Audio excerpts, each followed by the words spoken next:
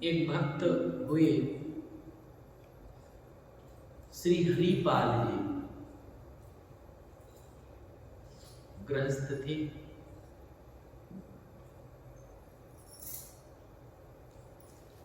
भगवान की भजन भक्ति में डूबने लगे और जो भगवान को प्रेम करता है वो भगवान के प्रेमियों को भी प्रेम करता है। यही होता है, हम भगवान को प्रेम करते तो भगवान के जितने प्रेमी जन हैं वो भी प्रिय लगने लगते हैं। संत सेवा चलने लगा, घर में बहुत संपन्नता था, खूब धन था, लेकिन कमाने के लिए कहीं जाते नहीं और संतों को खूब खिलाते पिलाते और सेवा करते। कमाओ नहीं और खर्चा करो तो कितना दिन धन चलेगा। पति तो बहुत था, लेकिन बस खूब सबको कीर्तन, खूब वैष्णव को खिलाना पिलाना और इसी में व्यस्त रहना, तो धीरे धीरे धीरे धीरे सारे संपत्ति खर्च हो गया, संपत्ति सब खर्च हो गया। उधार लाने लगे दुकानों से, लेकिन दुकान वाला भी उधार कब तक दे, सामान ले जाए और देना, एक बार दो बार चार बार आठ बार दिए और फिर दुकान वाले भी मना कर दिए, क्योंकि ले तो जाते लेकिन देते नहीं। मन में सोचते भाई संत खा रहे हैं, वैष्णव खा रहे हैं, क्या असुविधा है? दिन भर तो बेचता रहता है, ले आते थे, एक दुकान बंद कर दूसरे दुकान से लाने लगे, फिर प्रचार हो गया भाई ये देते हैं नहीं। अच्छा होगा तब तो देंगे, कमाएंगे तब तो देंगे, तो साधु सेवा में व्यस्त हैं, संतों की सेवा में कहाँ जाएंगे कमाने देंगे। दुकान वाले भी मना कर दिए। महाराज घर में जो बर्तन था वो सब बेचने, वो सब खत्म हो गया, कुछ नहीं। कुछ संत पहुंचे, सीताराम महाराज, सीताराम हरि संत भगवान आइए बैठिए, आप लोग स्नान ध्यान संध्या आदि पूजन पाठ कीजिए, प्रसाद की व्यवस्था कर रहे। पत्नी से बोली कि प्रसाद की व्यवस्था, बोले क्या प्रसाद की, घर में कुछ है नहीं, दाल नहीं, चावल नहीं, आटा नहीं, कुछ नहीं, क्या करेंगे इसे व्यवस्था, कुछ लाएंगे तब तो करूँगी। अच्छा कुछ है नहीं, ठीक है कोई बात नहीं, तुम चूल्हा चिताओ, मैं कुछ व्यवस्था करके लाता हूँ। किसी से मांगे तो दे नहीं, कोई दुकानदार दिए नहीं, क्या करेंगे कैसा करेंगे, ऐसा करके लाठी को ऐसे थोड़ी में से लाठी को मार्ग में खड़े थे। हाँ कहाँ तक करें, जब लोगों ने उधार देना भी बंद कर दिया तो हरिपाल जी रात को चुराने जाते, चुरा कर लाते संतों की सेवा करते। किसका चुराते? वैष्णव के यहाँ नहीं जाते चुराने। जो लोग बहुत धन तो कमाते हैं लेकिन कुछ दान पुण्य नहीं करते, भगवत सेवा में खाली कमाते रहते हैं, घर में रखते रहते, उन्हीं लोगों के घर को रात को चुराने जाते, रात को चुरा के लाते संत सेवा करते।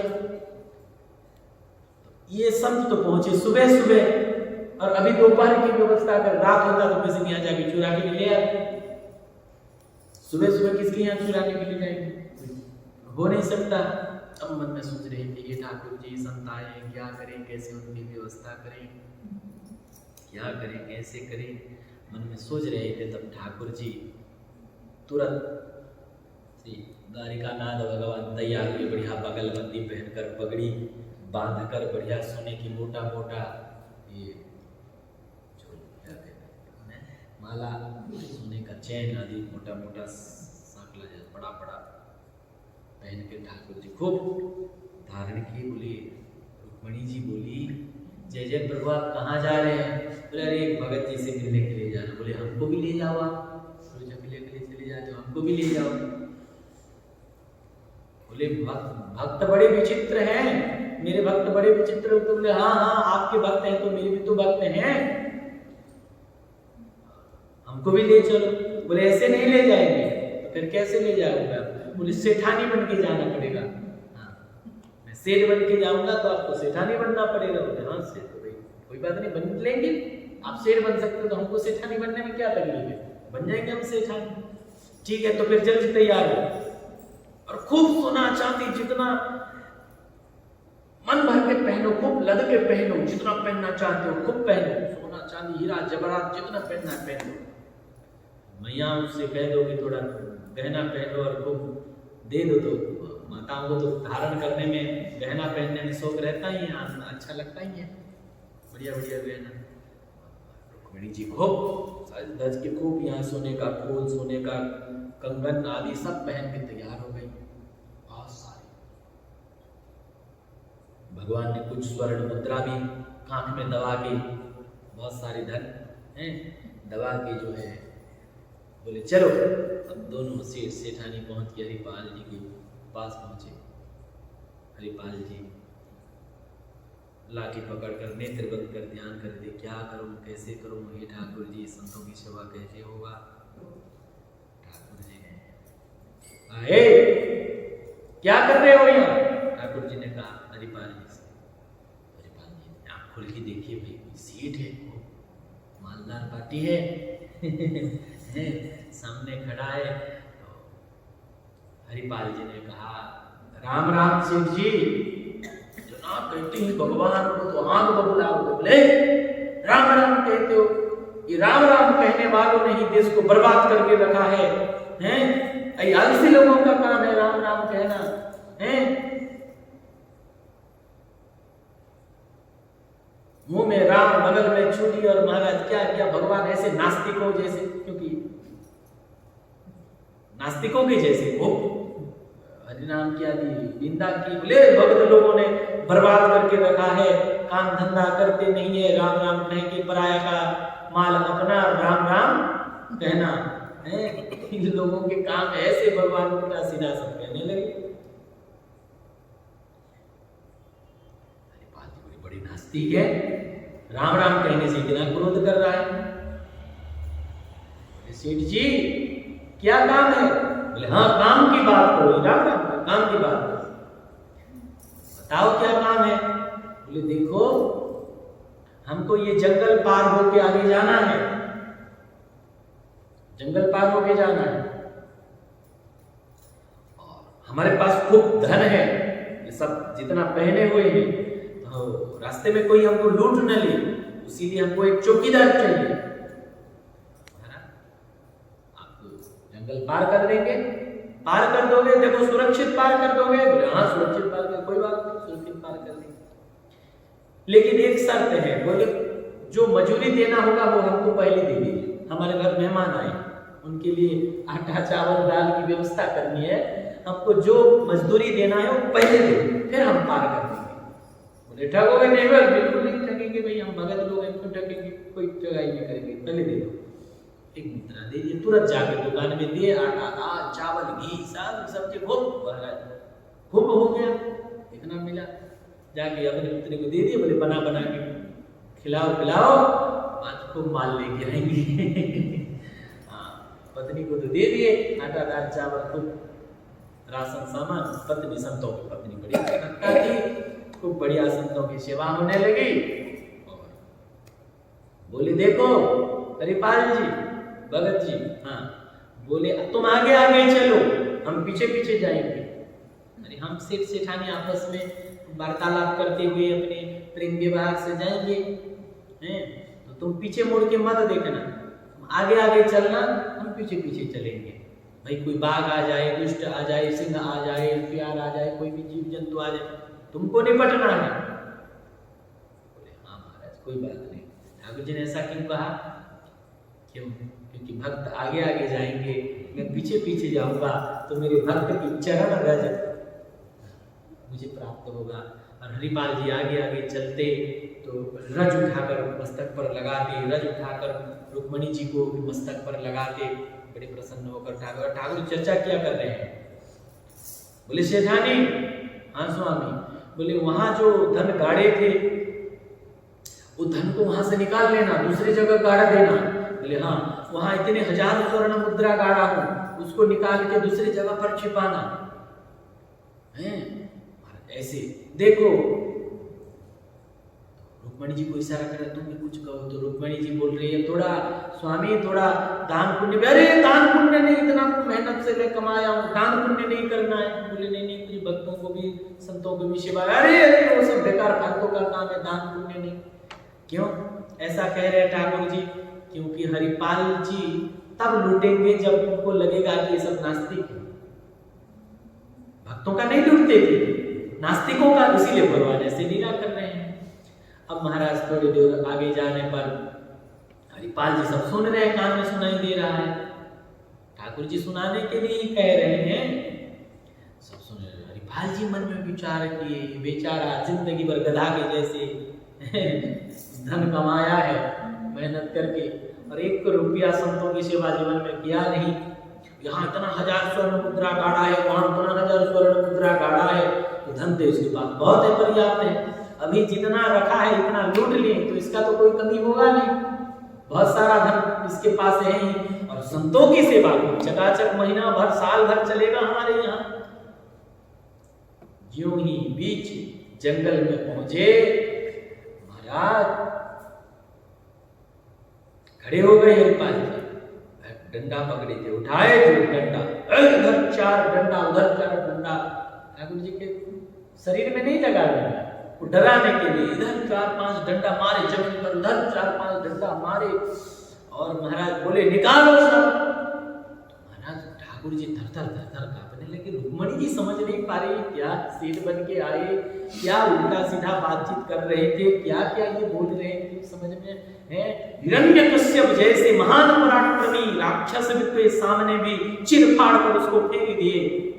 बड़े बड़े दिग्पाल जिनको देखकर डरते हैं कांपते हैं महाराज, वो आज ये एक मनुष्य को देखकर इतना डर रहे हैं। भगवान थर थर कांप रहे हैं। बोले भगत मारो नहीं, मुझे मारो नहीं, मैं सब देने के लिए तैयार, मारो नहीं, मुझे मारो मत, कोई बात नहीं।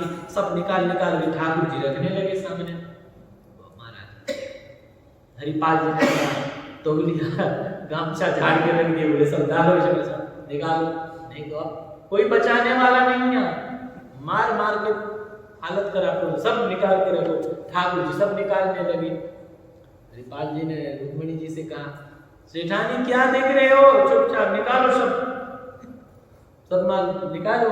तो रुक्मणी जी भी ठाकुर जी की तरफ देखे, बोले नया बनवा दूंगा, जितना है सब निकालो। ठाकुर जी बोले कि फिर नया बनवा दूंगा, अब निकालो सब। ठाकुरानी भी रुक्मणी जी भी सब निकालने लगे, सब रख दिए, कहीं कान नाक कहीं नहीं छोड़ी, सब निकालो। बोले अब देखेंगे, सब रख दिए। बोले हाँ भगत जी सब रख दिए, और कुछ नहीं, हमें मारो मत, हम सब रख दिए। ठाकुर जी डर रहे।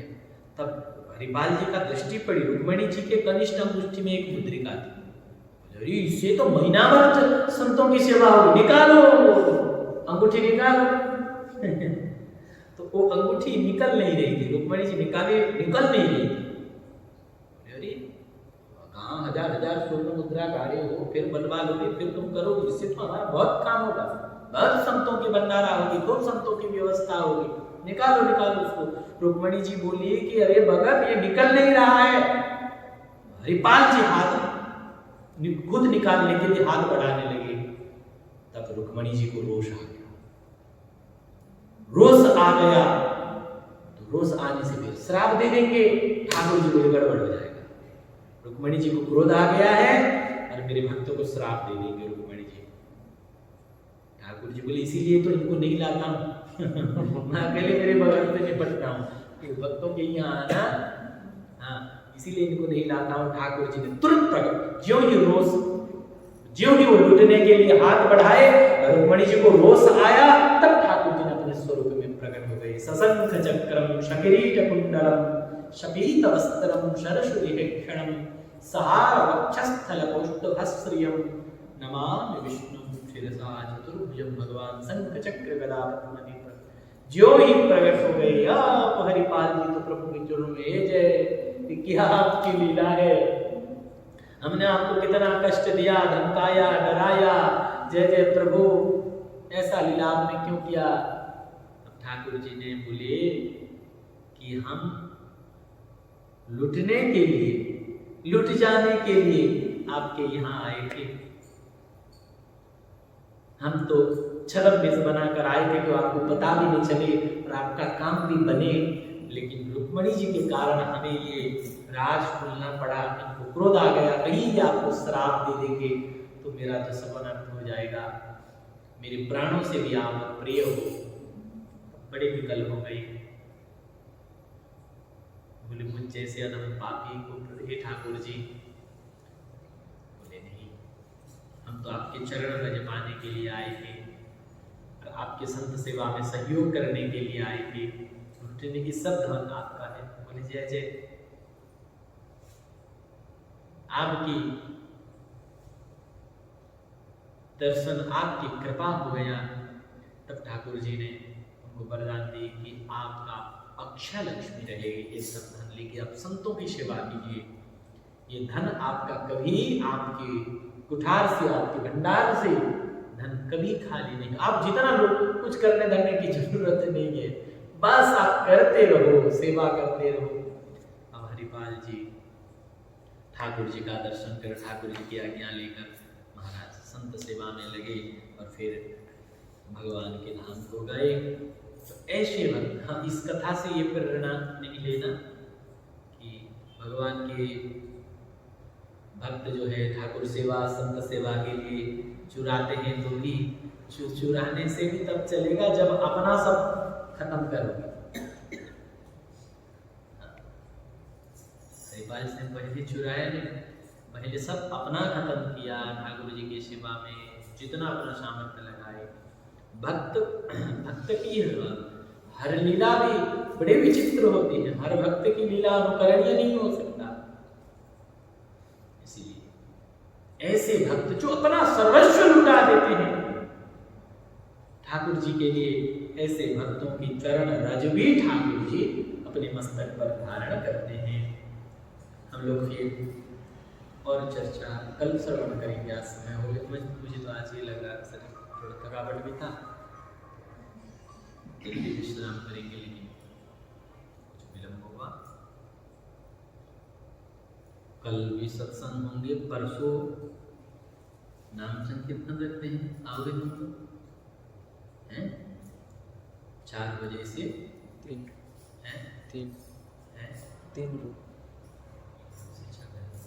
करेंगे ठाकुर जी का 7 तक सत्संग भी रखना।